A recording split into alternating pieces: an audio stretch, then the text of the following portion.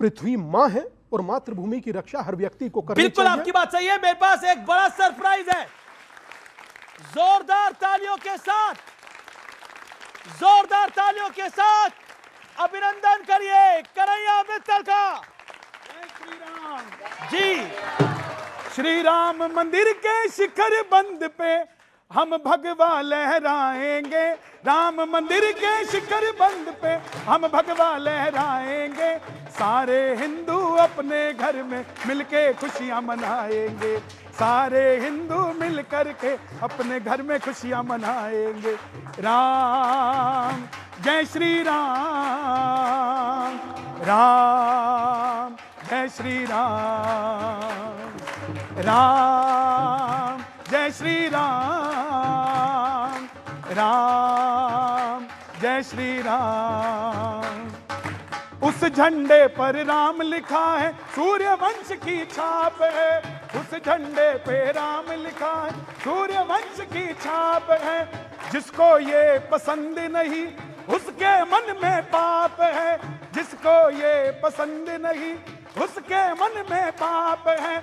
अभी तो अवध सजाया हमने, मथुरा भी सजाएंगे, अभी तो अवध सजाया हमने, मथुरा भी सजाएंगे। श्री राम मंदिर के, हाँ राम मंदिर के शिखर बंद पे हम भगवा लहराएंगे। कन्हैया भाई स्वागत है आपका, जोरदार तालियों से अभिनंदन करिए हमारे बड़े सरप्राइज का। कन्हैया मित्तल जाने माने सिंगर हैं। कन्हैया जी आइए चलते हैं वहां तक। और एक बात बताइए, ये तो जातियों में बटा हुआ हिंदू है, उसको आप एक लाइन में क्या कहना चाहते हैं? आइए अपने मंच पर। देखिए, यहाँ जातियों में सिर्फ राजनीतिक तौर पे हिंदू बांटा जाता है, हिंदू कहीं नहीं बटा हुआ है।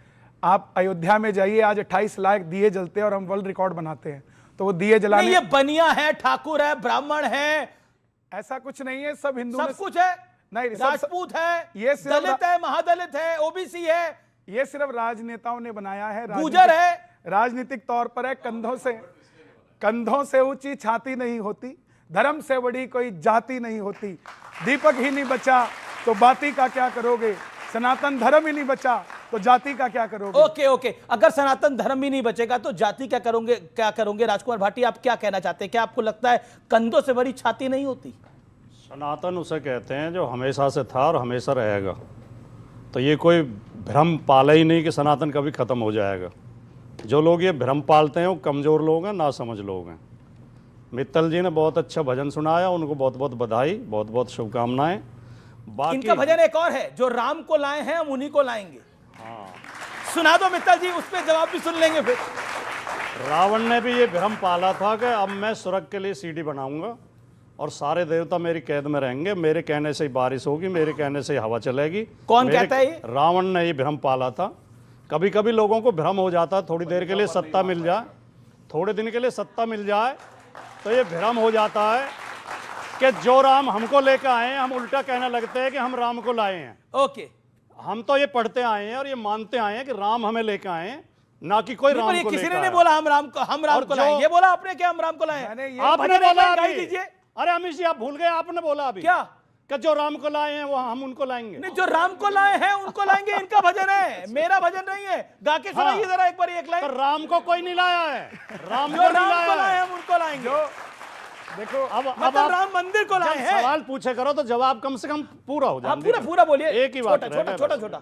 देखिए, राम की खूब भक्ति करें, राम पे हमें भी गर्व है, राम हमारे भी हैं, हम भी राम के वंशज हैं, हम भी राम के अनुयायी हैं। राम के नाम पे लोगों को भ्रम में न डालें, क्योंकि राम के दो तरह के भक्त होते हैं। एक तो वो होते हैं कि राम नाम सत्य है, और एक वो भी होते हैं जो मुंह में राम बगल में छुरी। अच्छा ठीक है, ठीक है। एक लाइन में जो आपका भजन था वो बता दीजिए, वो राम मंदिर के लिए आपने गाया। देखिए, मैंने राम मंदिर के लिए गाया और वो सभी देश के सनातनियों के लिए गाया। और दूसरी बात, जो सनातन को जानता है वो गणेश चतुर्थी पे गणेश जी भी लाता है और दीपावली पे लक्ष्मी भी बिठाता है। तो हमारे सनातन के अंदर ही ऐसी प्रथा है कि हम 300 रुपये की एक मूर्ति लाते हैं, उसमें भी प्राण प्रतिष्ठा कर देते हैं। यही हमारे सनातन की विशेषता है। और जो भी मंदिर बनता है तो कहीं से प्रारूप लेकर आया जाता है, उसी के लिए मैंने लिखा था। मैं फिर से सुना देता हूँ।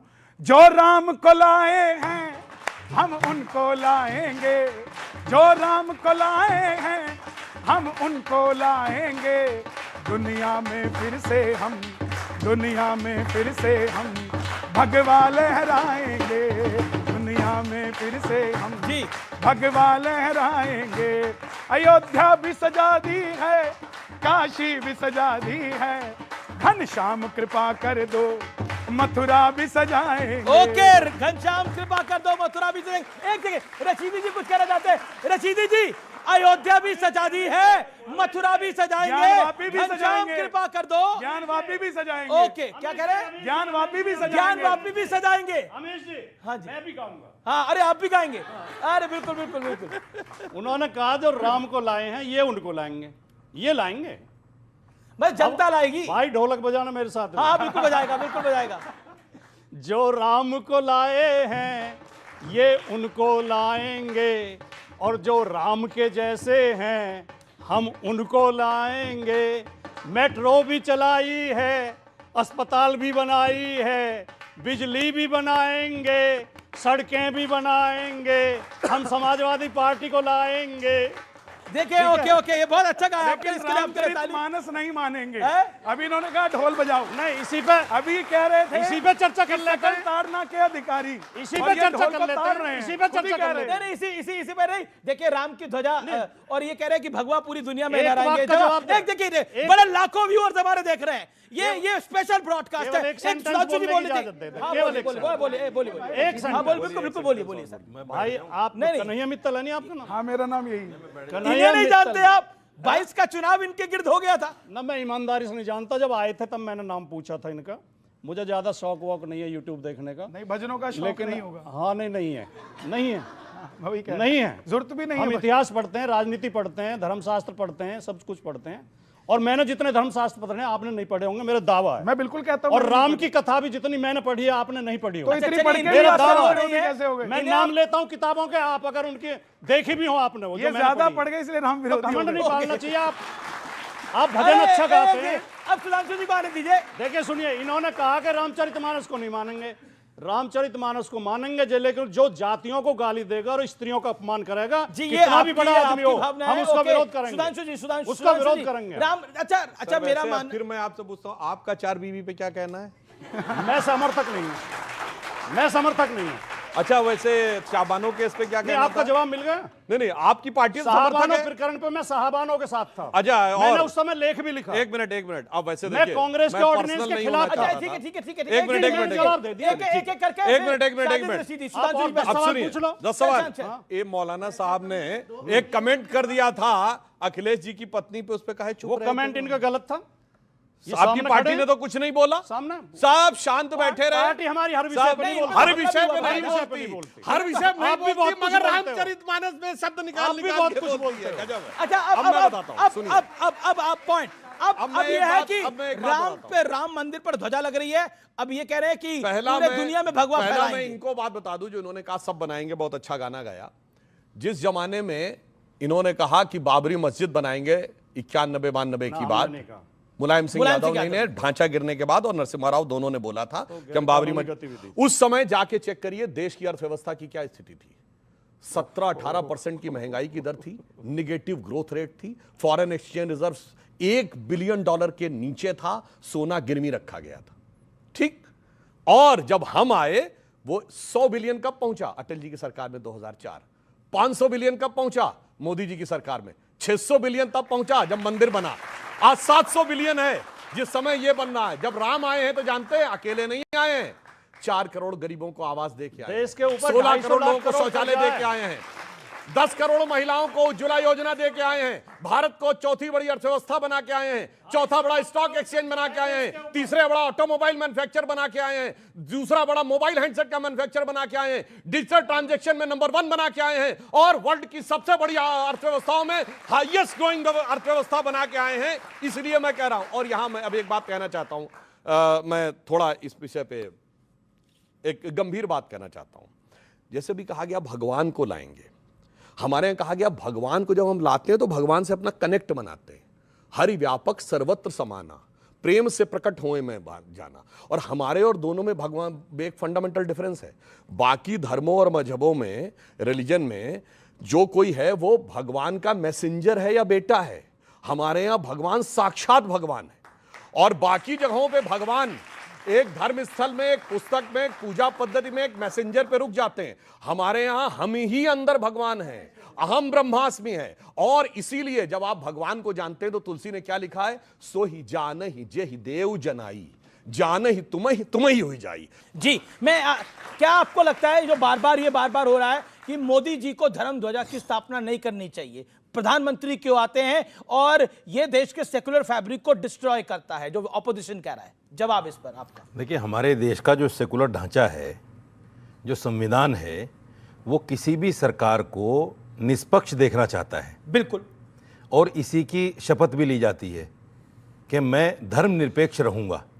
धर्मनिरपेक्ष रहने का मतलब ही यही है कि मैं धर्म के किसी काम में आगे नहीं बढ़ूंगा। मानना अलग चीज़ है भाई, नरेंद्र मोदी जी हिंदू हैं, वो राम को ही मानेंगे, अल्लाह को तो मानेंगे नहीं, ये तो फैक्ट बात है। लेकिन जो इस तरह के प्रोग्राम होते हैं, धार्मिक प्रोग्राम, उसमें प्रधानमंत्री को या किसी मंत्री को इस तरह बढ़ चढ़कर संवैधानिक रूप से, मैं किसी उसमें नहीं कह रहा हूँ, संवैधानिक रूप से आगे हिस्सा नहीं लेना चाहिए। सुधांशु जी, मैं आपसे एक बात कहना चाहता हूँ, सुन लीजिएगा ध्यान से। कई बार अंदर खाने बैठकर बात होती है मुसलमान आना चाहिए, और बिहार में 26% मुसलमानों ने वोट भी दिया आपको, ये भी आपको याद रखना चाहिए। लेकिन आप लोग टीवी पर आकर, इनको याद दिलाइए, लेकिन ऐसी बातें आप लोग कह जाते हैं टीवी पर बैठकर जो मुसलमान की आस्था के विरुद्ध है। देखिए, हिंदुस्तान का मुसलमान 4 बीवियां करता नहीं है, लेकिन इस्लाम में यह कहा गया है कि 4 बीवी कर सकता है। आप किसी की आस्था को चोट नहीं पहुंचा सकते।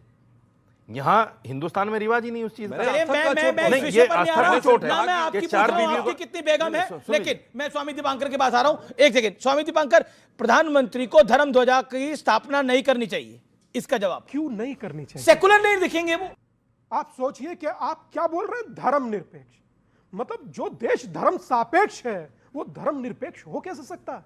जिसके प्रतिदिन की शुरुआत राम राम से है और अंतिम विदाई, उन्होंने कहा बहुत सच्चा शब्द है, राम नाम सत्य है।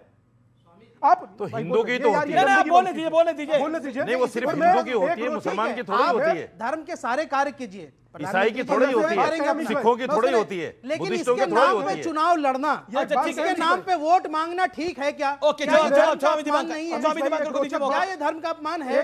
एक रोचक बात बता रहा हूं आपसे। हालांकि जब प्रधानमंत्री के आवास पर रोजा इफ्तारी होती थी वो बहुत सकारात्मक काम थे, मगर वर्तमान कोई अपने आप को गर्व से हिंदू कह देता है तो वो कहीं ना कहीं पेन का कारण बनता है। और यही तो धर्मनिरपेक्षता है कि हिंदू के यहाँ रोजा इफ्तारी हो। लेकिन धर्मनिरपेक्षता यही तो है।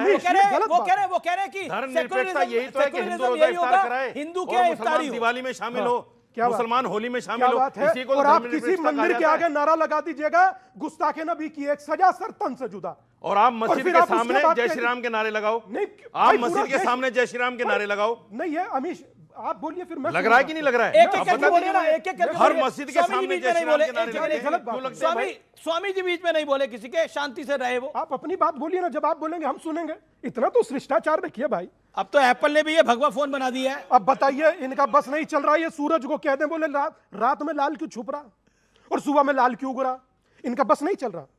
वरना बहुत सारे लोग इस फिराक में भी हैं।